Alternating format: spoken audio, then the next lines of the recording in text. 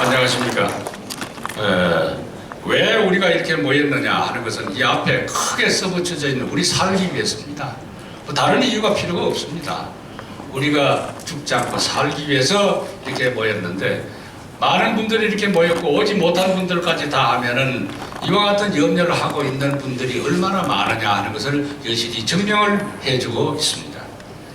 핵과 관련된 문제는 전문가들이 앞으로 또 얘기를 할 거니까 그거에 대해서는 제가 언급하지 않겠습니다. 보통 전쟁이 어떻게 시작되느냐, 과거에 보면 선전포고를 함으로써 시작이 됩니다. 근데 선전포고 없이 공격을 먼저 하고 나중에 전쟁을 선포했을 때 이것은 기습이라고 얘기를 합니다. 그럼 이런 논리로 놓고 봤을 때 북한이 하고 있는 것을 한번 생각을 해보십시오. 구체적으로 남한을 불마다 만들겠다, 그 중에서도 청와대를 어떻게 공격하겠다? 자, 그건 선전포고입니까? 아닙니까? 또 미국에 대해서 어떻게 공격을 하겠다? 그 미국에 대한 선전포고입니까? 아닙니까?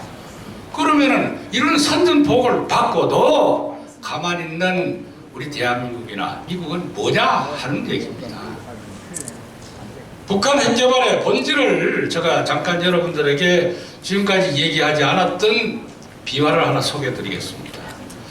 1996년 말부터 97년도에 그분이 완전히 망명을 했지만 황장엽 씨를 여러분들 알고 계실 겁니다.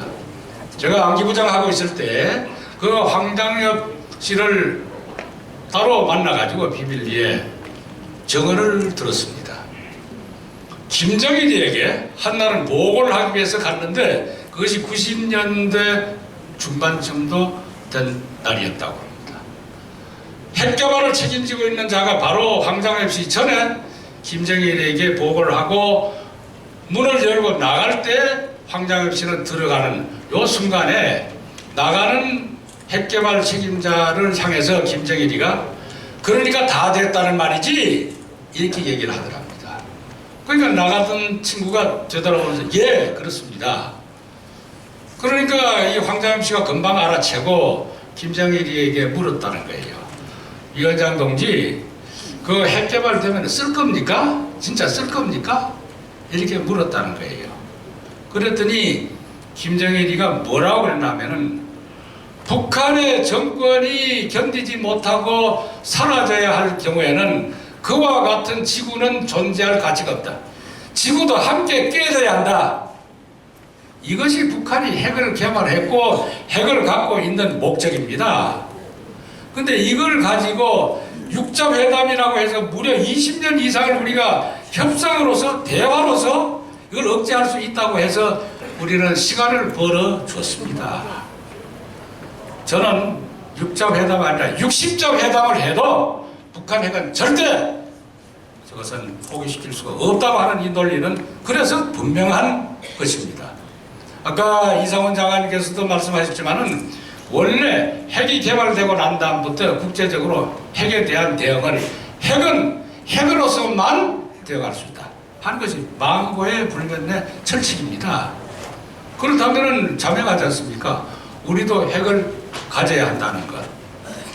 그래서 아까 장관님께서도 말씀을 하셨지만은 중국이 제일 이제 문제인데, 만일의 경우 중국이 북한 핵을 제대로 포기시키지 못하면은 역으로 중국은 이미 인도, 파키스탄, 앞으로 우리가 핵 개발을 하면은 대한민국, 일본 가만히 있지 않으니까 일본, 그리고 대만까지 핵 개발을 한다면은 북한 핵 때문에 핵에 포위되는 것은 바로 중국이라고 하는 사실을 인지를 해야만 하는 것입니다. 그래서 우리는 그 차원에서 오늘 이와 같이 우리도 핵을 가져야 되겠다는 얘기를 하는 겁니다. 그래서 중국에 대해서도 이제는 우리가 싸더니 머리 가지고 사정할 것이 아닙니다. 너희 좋다. 우리 핵 가지고 있을 이 주변국에 의해서 포위당하는 것은 바로 중국이라고 하는 것을 직시하라고 하는 이 메시지를 던지기 위해서 오늘부터 시작해서 우리는 이것을 우리 국민들에게, 그리고 미국에 대해서, 나아가서는 바로 핵개발의 원흉이었었던 중국과 러시아에 대해서 우리는 외치려고 이렇게 모였던 겁니다. 이것으로서 저의 얘기는 끝내고 전문가들에게 시간을 많이 드리기 위해서 물러가겠습니다. 대단히 감사합니다. 예, 감사합니다.